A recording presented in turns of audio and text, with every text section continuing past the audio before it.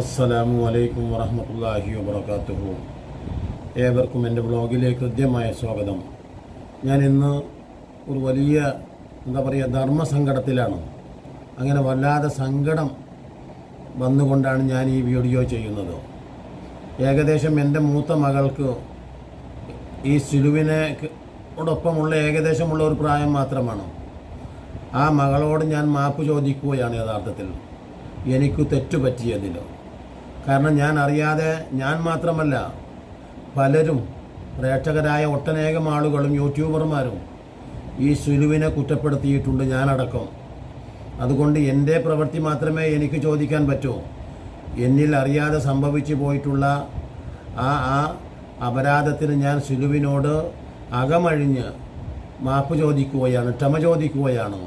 ഒരിക്കലും എന്നെപ്പോലെ തന്നെ എല്ലാവരും ആളുകൾ ഇതാ ഇപ്പോൾ ഈ കുറച്ചു നേരം മുമ്പ് കണ്ട ഈ വീഡിയോയിൽ കണ്ടത് തീർച്ചയായിട്ടും കാണും വരെയും ഒരിക്കൽ പോലും ഞാൻ ഇത്തരത്തിലുള്ള ഒരു പിശാചായ ഒരു മനുഷ്യ പിശാചിൻ്റെ കൂടെയായിരുന്നു യഥാർത്ഥത്തിൽ ഈ സിലു കഴിഞ്ഞിരുന്നത് എന്ന് ഇപ്പോൾ മാത്രമാണ് മനസ്സിലാക്കുന്നത്. ഈ വീഡിയോ ചെയ്യുന്ന ഈ ഒരു സ്ക്രീൻഷോട്ട് കാണുന്നത് വരെയും യഥാർത്ഥത്തിൽ ഞാൻ മനസ്സിലാക്കിയിരുന്നത് യഥാർത്ഥത്തിൽ സിലു ഇതൊക്കെ ഒരു ഡ്രാമ കാട്ടുകയാണ്, അല്ലെങ്കിൽ ഒരു ഡ്രാമ കളിക്കുകയാണ്. ഇവർ രണ്ടുപേരും വെറും റീച്ചിന് വേണ്ടി എന്തോ കാട്ടിക്കൂട്ടുന്നു എന്നൊക്കെ ചിന്തിച്ച ഒരു വ്യക്തിത്വമായിരുന്നു ഞാൻ. അതുകൊണ്ടാണ് ഞാൻ ആവർത്തിച്ച് ചോദിക്കുകയാണ്. ഞാൻ ക്ഷമ ചോദിക്കുന്നു സഹോദരി, എൻ്റെ മകളോട് ഞാൻ ക്ഷമ ചോദിക്കുന്നത് പോലെ. ആലോചിച്ച് നോക്കൂ, എന്ത് സങ്കടകരമാണ്. ഏകദേശം 20 വർഷമായിട്ട് ഈ സിലു സഹിക്കുന്നത് ഈ മൃഗത്തെയാണെങ്കിൽ തീർച്ചയായിട്ടും ആ സിലു എത്രമാത്രം വേദനിച്ചിട്ടുണ്ട് യഥാർത്ഥത്തിൽ. മാത്രമല്ല ഓരോ വീഡിയോ ചെയ്യുമ്പോഴും യഥാർത്ഥത്തിൽ നമുക്കൊക്കെ അറിയാം, മറ്റെല്ലാ പണി പോലെ തന്നെ അതിനേക്കാൾ ഭീകരമായ പണിയുണ്ട് യഥാർത്ഥത്തിൽ. ഗതികെട്ടാണ് ഞാൻ പണമുണ്ടാക്കുന്നത് എന്നൊക്കെ പറയുമ്പോഴും തീർച്ചയായിട്ടും എല്ലാവരും വിചാരിച്ചിരുന്നു യഥാർത്ഥത്തിൽ എന്നാൽ പിന്നെ സിലു എന്തിനാണ് യൂട്യൂബ് ചെയ്യുന്നത്, യൂട്യൂബിൽ നിന്ന് കിട്ടുന്ന പണം വല്ലാതെ ഗതികെട്ടതാണ് എന്ന് പറയുമ്പോൾ നമ്മൾ ഓരോരുത്തരും മനസ്സിലാക്കിയിരുന്നു യഥാർത്ഥത്തിൽ. എന്നാൽ പിന്നെ എന്തിന് സിലു ഇത്രയേറെ ഗതികെട്ട പണത്തിന് വേണ്ടി ഒരു യൂട്യൂബ് ചെയ്യുന്നത്, ആരും ചിന്തിച്ചു പോകും. എന്നാൽ യഥാർത്ഥത്തിൽ കൂടുതൽ മറ്റൊരു വരുമാനവുമില്ലാതെ കൂടുതൽ വരുമാനം ഈ യൂട്യൂബിൽ നിന്ന് കിട്ടുന്നത് കൊണ്ട് തന്നെയാണ് യഥാർത്ഥത്തിൽ സിലു ഈ 5 മക്കളെ പോറ്റി വളർത്തുന്നു. മാത്രമല്ല ഈ ഭർത്താവിനെയും ഓരോ സമയത്തും എത്ര കാടത്തം പ്രവർത്തിച്ചിട്ട് പോലും ആലോചിച്ച് നോക്കൂ, ഒരു ക്ഷമയോടുകൂടെ ആ ഭർത്താവിന് ഒരു ജോലി അല്ലെങ്കിൽ ഒരു സംവിധാനം ഉണ്ടാക്കി കൊടുക്കുന്നതിൽ ജാഗരൂകയായിട്ട് ആലോചിച്ച് നോക്കൂ. ഓരോ കച്ചവട സ്ഥാപനങ്ങൾ പക്ഷേ എന്ത് വസ്തുവകകൾ അയാളെ ഏൽപ്പിച്ചു കഴിഞ്ഞാലും അയാളത് ഉപ്പ് വെച്ച നിലം പോലെ എന്ന് നമ്മൾ പറയുന്നത് പോലെ മുഴുവനായിട്ട് ഈ വെറിയൻ ഈ മനുഷ്യ പിശാചി എന്ന് പോലും അല്ലാതെ എന്താ നമ്മൾ പറയുക, പിശാചി പോലും നാണിക്കുന്ന പ്രവൃത്തിയാണ് ഒരു സ്ത്രീയോട്. മനുഷ്യ, ഞാൻ നിങ്ങളോടൊന്ന് ചോദിക്കട്ടെ, ഇനി ഈ ഒരു 5 കുട്ടികളെയും ഈ ഇത്ര കാരുണ്യത്തിൻ്റെ പ്രതീകമായിട്ട് ആലോചിച്ച് നോക്കൂ. എത്ര സഹനം നിങ്ങളിൽ നിന്ന് എത്ര മർദ്ദനങ്ങൾ അനുഭവിച്ചുകൊണ്ടാണ് ഈ പെൺകുട്ടി ഈ 20 കൊല്ലക്കാലം ജീവിച്ചു തീർത്തത്. സങ്കടകരമായ ഒരു ജീവിതം തന്നെയാണ്. തൻ്റെ മകൾക്ക് നല്ല ഒരു ജീവിതം സ്വപ്നം കണ്ടുകൊണ്ടാണ് എല്ലാ മാതാപിതാക്കളും യഥാർത്ഥത്തിൽ ഈ പെൺകുട്ടികളെ വിവാഹം ചെയ്തയക്കുന്നത്. ആൺകുട്ടികളെ കൊണ്ട് വിവാഹം ചെയ്യിപ്പിക്കുന്നതിനേക്കാൾ ഏറെ പ്രതീക്ഷകളോടുകൂടെയാണ് ഒരു മകളെ കല്യാണം ചെയ്തയക്കുന്നത്, അല്ലേ? കാരണം ഏത് രീതിയിലായിരിക്കും ആ ആൺവീട്ടുകാർ എൻ്റെ മകളോട് പെരുമാറുക, ആ പറഞ്ഞയക്കപ്പെടുന്ന ആ ഭർത്താവിൻ്റെ മാതാപിതാക്കൾ, കുടുംബങ്ങൾ, ആ ഭർത്താവ് ഏത് സ്വഭാവക്കാരനായിരിക്കും? ഇപ്പോൾ കാണുന്ന ഈ സ്വഭാവം ഇപ്പം നിലവിലുള്ള വർത്തമാന കാര്യങ്ങൾ മാത്രം മനസ്സിലാക്കിയിട്ടാണ്, അല്ലേ? വർത്തമാനകാല അനുഭവങ്ങളുടെ അടിസ്ഥാനത്തിലാണ് നമ്മളൊക്കെ ഓരോ പെൺകുട്ടിയെയും മറ്റൊരു കുടുംബത്തിലേക്ക് വിവാഹം ചെയ്ത് അയക്കുന്നത്.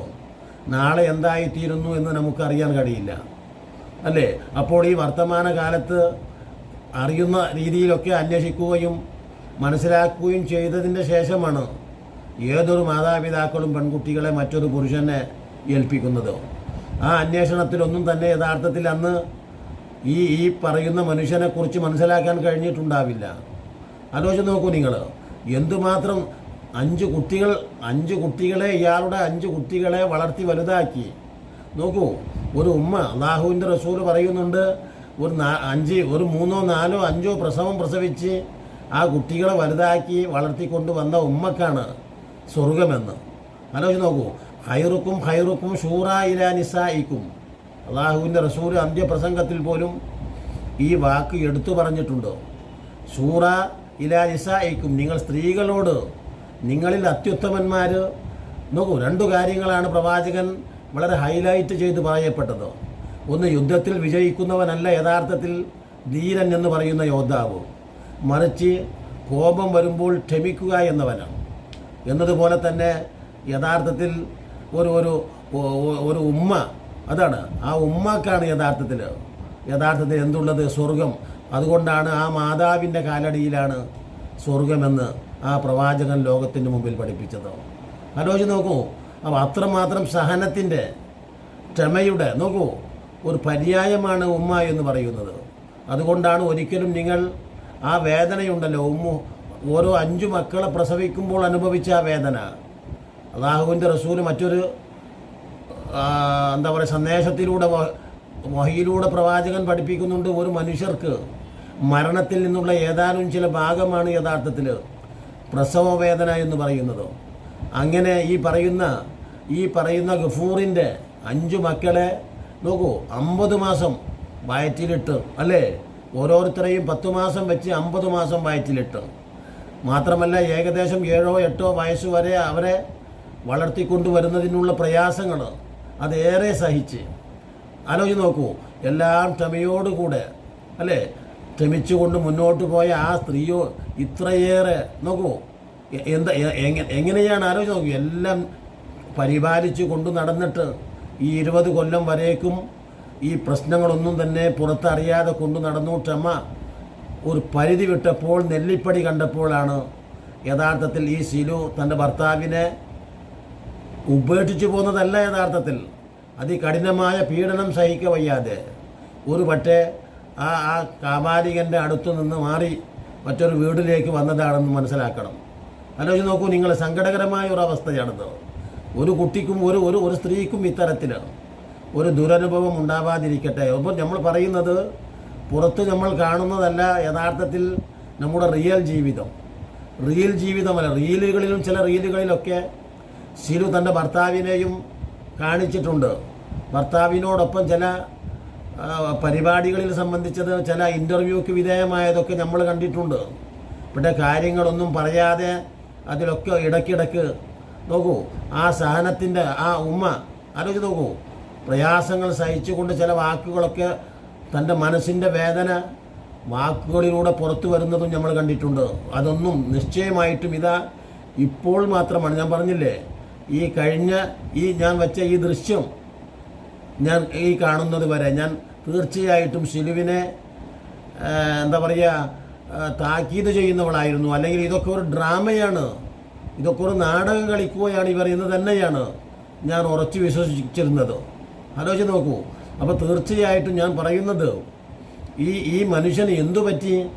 തൻ്റെ സഹോദരിമാരെ വിവാഹം ചെയ്ത് അയക്കുമ്പോൾ അയാൾ മനസ്സിലാക്കേണ്ടത്, അയാൾ തൻ്റെ മക്കളോട് എങ്ങനെ പെരുമാറുന്നു എന്നതൊന്നും ഇനി ഒരു പ്രതീക്ഷയുമുള്ള കാര്യമല്ല.